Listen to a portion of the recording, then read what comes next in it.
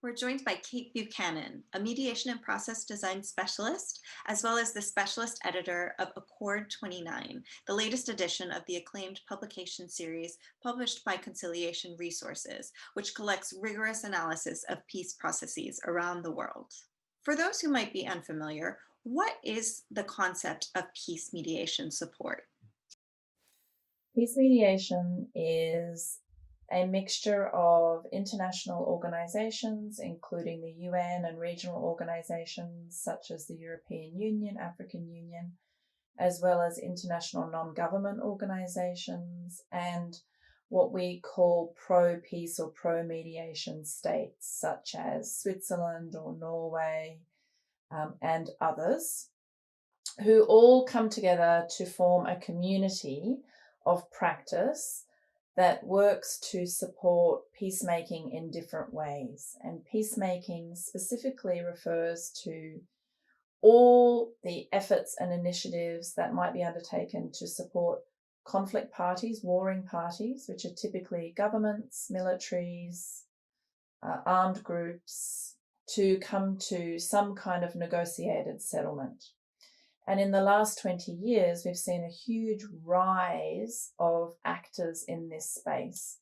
And increasingly, we see more private diplomacy and international NGOs in this space. And private diplomacy refers to non-UN or non-state actors who are involved in providing mediation or mediation support as described. And these are organizations that typically are designed to be nimble and agile. So they are very proactive. They try to seize opportunities. They try to make opportunities to bring warring parties to the negotiating table.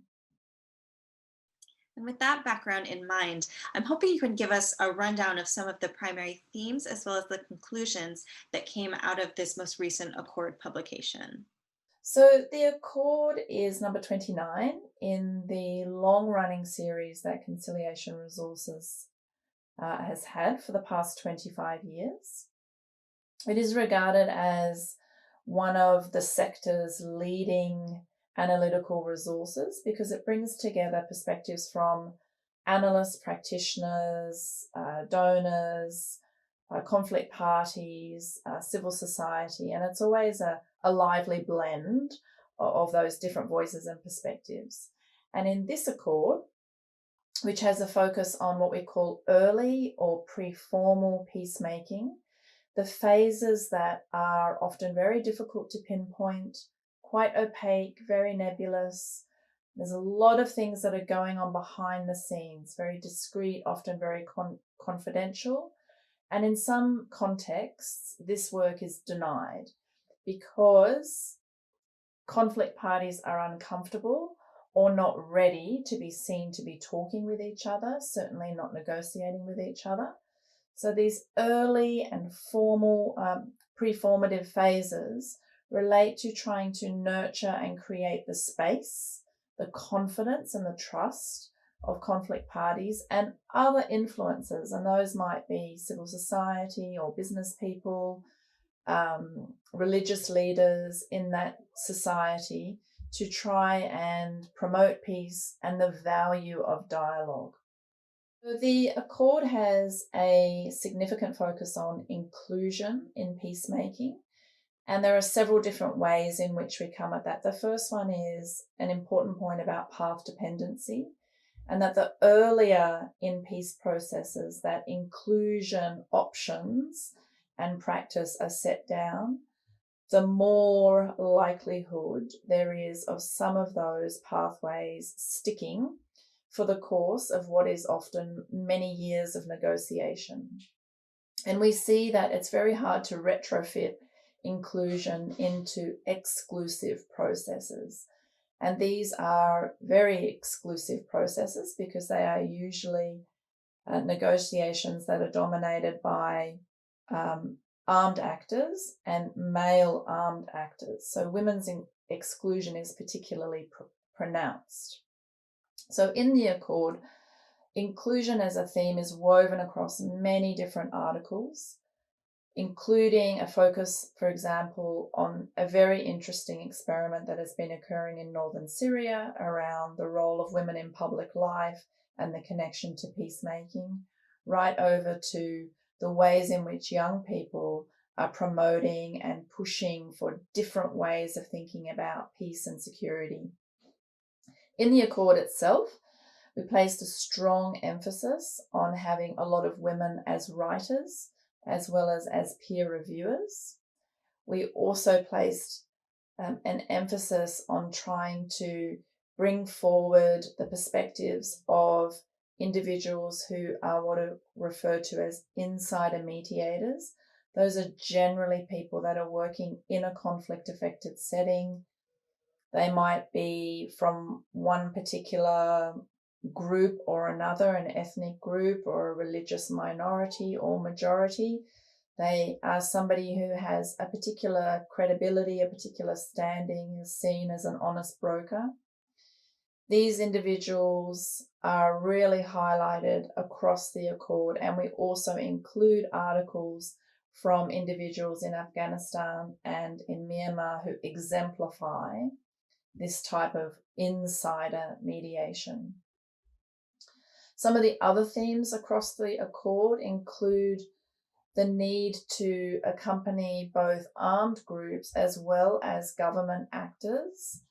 We often focus a lot on trying to support armed groups to come to the table because they are probably most marginalised in terms of the way in which they approach negotiations. They're often working in exile or in diasporas, might not have a clear headquarters, and a whole range of other reasons why they're not very well prepared for negotiations.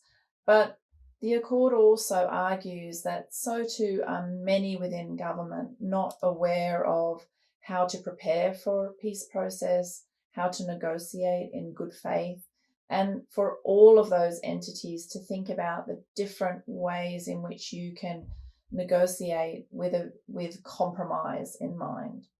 And I think the final big theme in the Accord is thinking about new technologies, digital analysis, social media, and how these have both incredibly positive impacts for peacemaking, but also have some very significant downsides. And the mediation sector as a whole really needs to grapple with the pros and the cons and the perils and the promise of these digital advances. From your perspective, what role do you see for organizations like the Sasakawa Peace Foundation in peace mediation support and early intervention efforts? The landscape of funding of peace processes has also changed significantly in recent decades.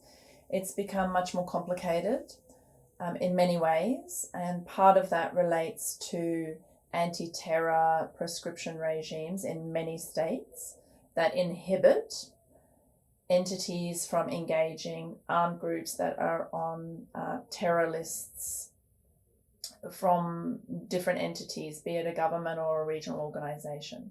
The nature of state donors is also changing. The pressures and anxieties that they have on them in terms of risk management and the ways in which funding decisions need to be made in increasing populist, nationalist environments. These are all combining to see that the type of funding that is given to peacemaking entities is increasingly projectized. We're starting to see more compartmentalization of funding to particularly the INGOs and the private diplomacy actors in this space. And that has consequence because this type of work is very unpredictable and it requires long-term incremental accompaniment of conflict parties. It is very hard to predict a lot of the activities that one might undertake. And so long-term flexible funding is what this type of organisation, private diplomacy, international peace organisations, national peace organisations, best can operate from. That means that they can if an opportunity presents itself, they can seize it, or if they see an opportunity, they can make it. And this line of work requires a lot of innovation and creativity, working around a lot of problems, procedures, and etiquette that might be standing in the way of getting people to the table. So, an entity like the Sasakawa Peace Foundation is really well placed to provide support in this particular part of peace processes because they are a foundation. They have a degree of flexibility that some state donors do not have. They are able to provide much longer term funding. They can also provide forms of accompaniment because Sasakawa Peace Foundation is what is called a donor doer. That means that is an entity that just does more than providing funding. They also involve themselves in providing conflict resolution practice, be it analysis or facilitating dialogues in different ways. So because Sasakawa Peace Foundation has practitioners who work in it, people who are interested in being agents of change in peace processes, that also brings another layer of understanding of this very sort of complex terrain that is simply not amenable to the sort of standard 12-month, 18-month project cycle that a lot of entities have. And more broadly, what are your expectations for Japan regarding participation in these peace building initiatives?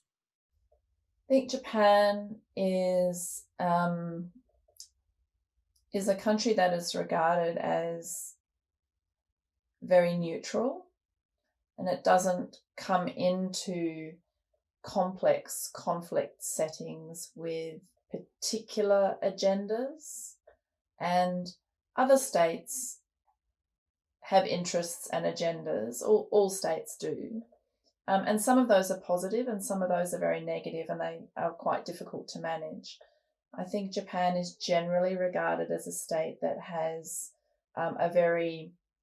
is very transparent about its interests and comes with a certain willingness to stand back and let good practice occur. So this, I think, is also really reflected in the way that the Sasakawa Peace Foundation works as well. It works to the side and not necessarily seeking to be in the front.